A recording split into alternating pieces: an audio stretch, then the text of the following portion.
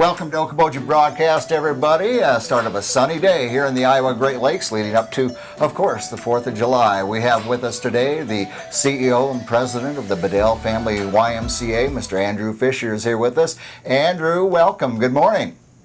Thanks for having me, Jeff. It's good to talk to you. Always good to talk to you. Always good to know what's going on at our Bedell Family YMCA and, of course, the Healthy Living Program Center in Milford. But you know what? You've got a fun announcement that we need to talk about, Andrew.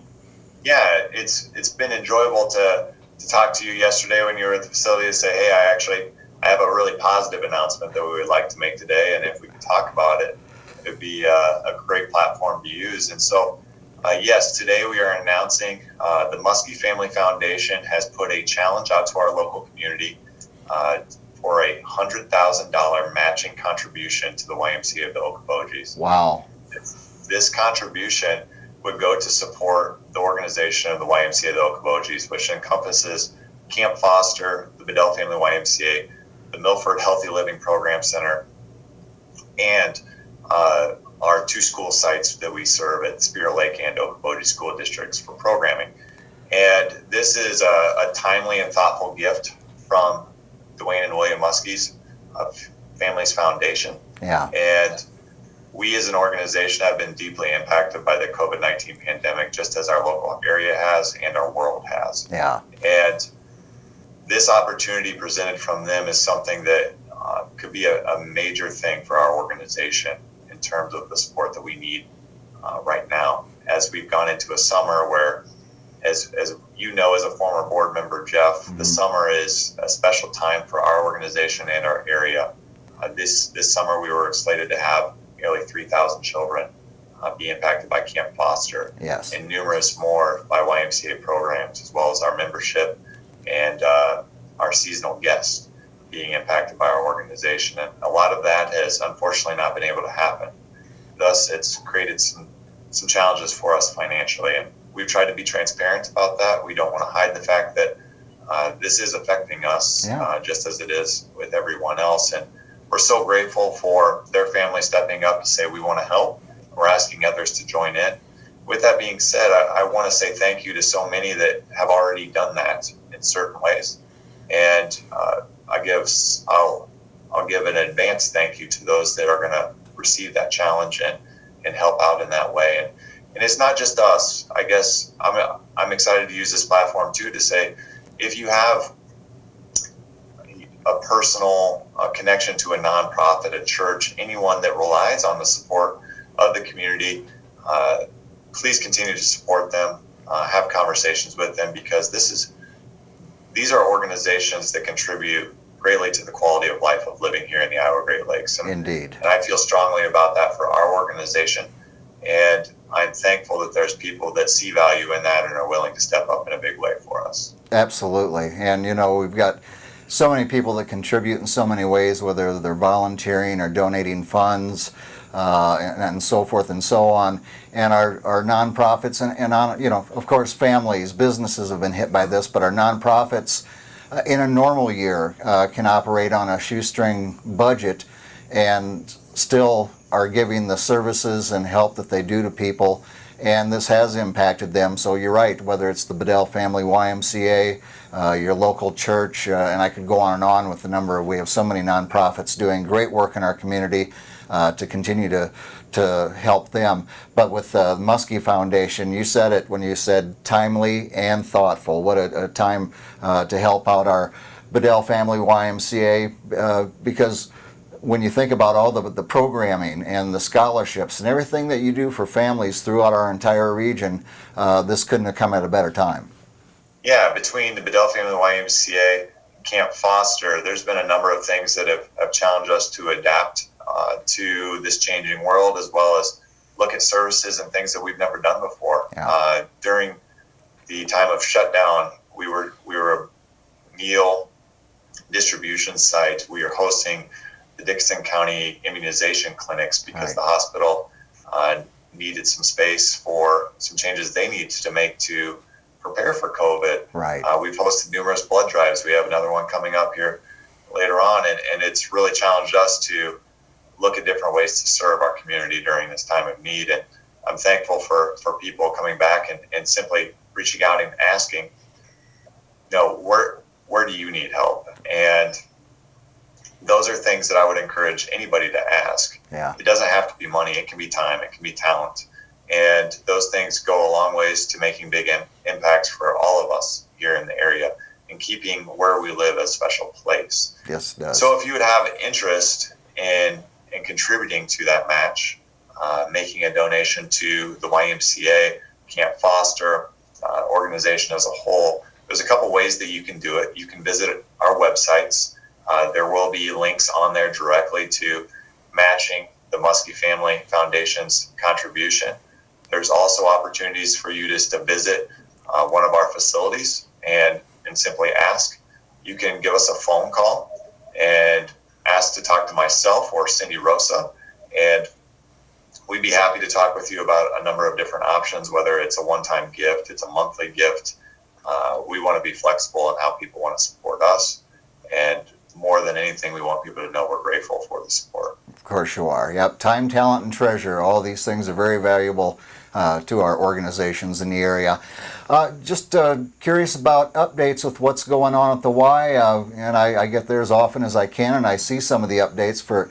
But for those who have been members, and another way you can help, if you've been a member and you kind of got away from it during the shutdown, renew your membership is another great way, and maybe some of the things that you can expect when you walk back into the YMCA.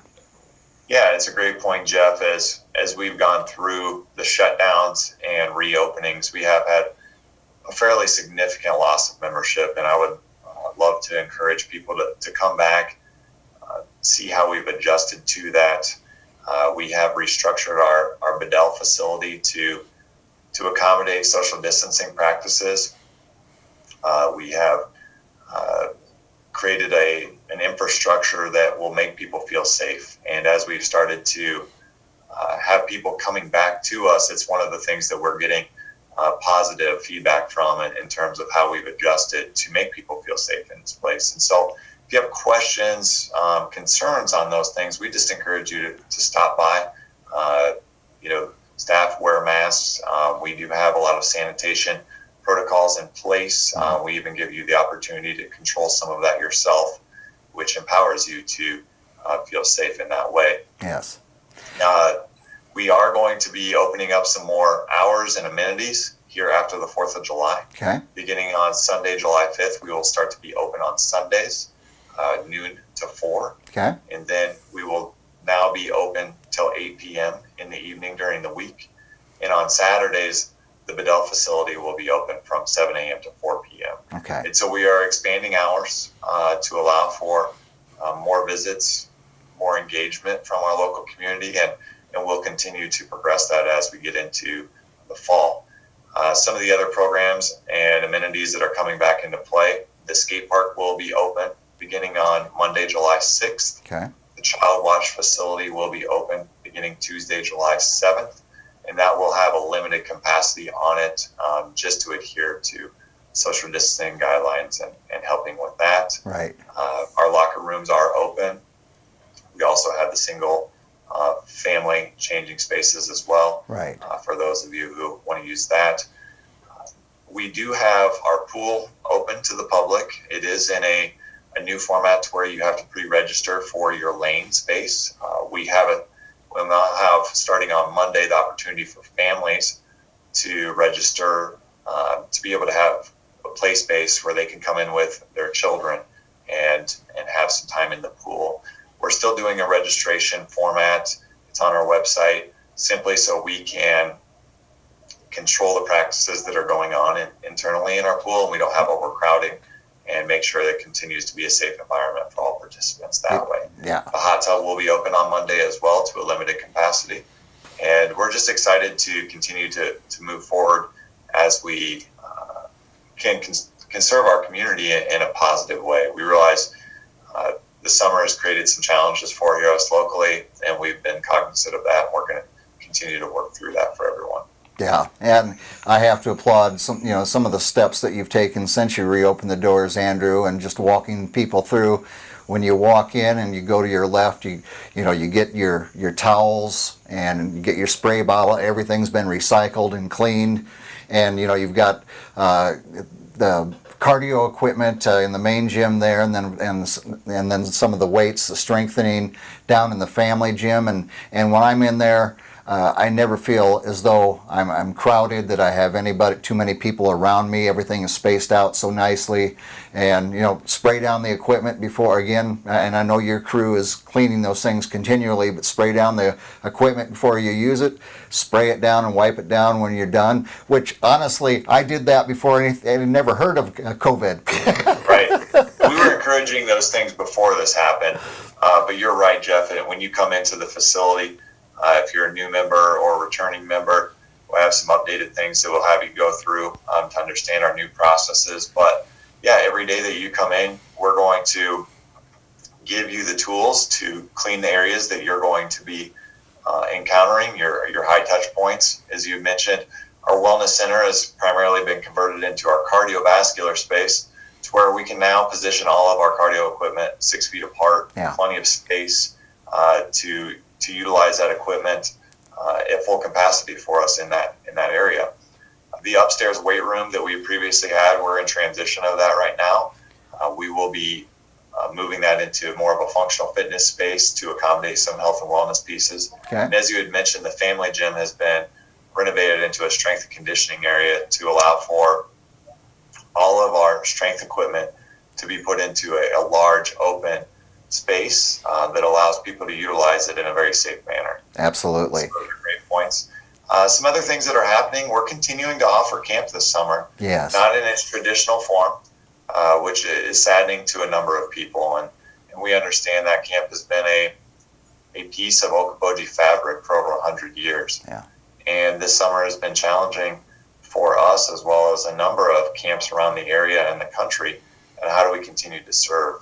What we're doing is we are doing a day camp program still out at Camp Foster, and we can serve up to 150 kids in a safe manner. Our staff team is doing a great job of really working in our small cohorts with their children, and using the fresh air to our advantage, camp's 200 plus acres to our advantage, to have an experience that the kids can have memorable from 2020. Yes. And so we're still accepting campers for that.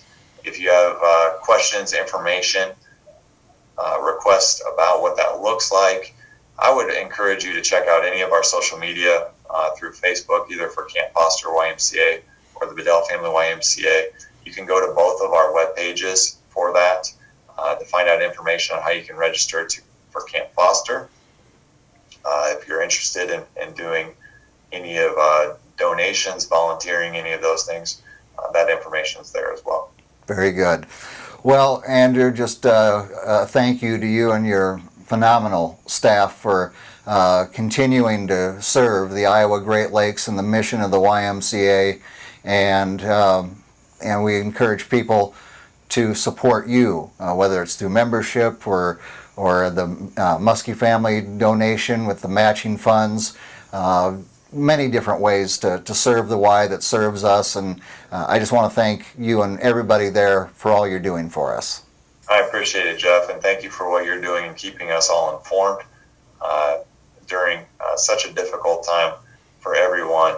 The thing that we had discussed before we even started this is the optimistic outlook of how we continue to move forward, how we serve our people in the Lakes area, and keep Okoboji a special place for everyone. So thank you for what you're doing, and I would encourage anybody, any questions that you have, feel free to reach out to us. Very good. Yeah, moving forward is the only direction we can go, Andrew, so we're glad to keep doing it. All right, our guest has been Andrew Fisher, the CEO, President of the Bedell Family YMCA. We thank him for being with us and for all the Y does for us, and we thank you for watching us right here on Okoboji Broadcast. Okoboji Broadcast with Jeff Thee is brought to you in part by the headquarters of the University of Okoboji is at the Three Sons, open Monday through Saturday 10 to 5 and Sunday noon to 4. Last Touch Painting and Cleaning, providing interior, exterior, and house painting and professional cleaning services in Spirit Lake. Okoboji Mattress Company, 1 mile west of the junction of Highway 9 and 71 in Spirit Lake. Bank Midwest, dream big, plan wisely, live well. And Ducky's Marine and Motorsports Repair in Spirit Lake. Lakes Regional Healthcare and Avera Partner. Brand's Law Office in Spirit Lake. Ruthven Locker, where carnivores are welcome on Hill Avenue in Spirit Lake. Beck Engineering in Spirit Lake. Be Radiant Laser Skin Studio, newly located in the Okoboji Plaza in Okoboji. And by Quest Wealth Management, a financial advisory practice of Ameriprise Financial Services. Advisors Jan Spielman, AJ Spielman, and Erica Wachholz.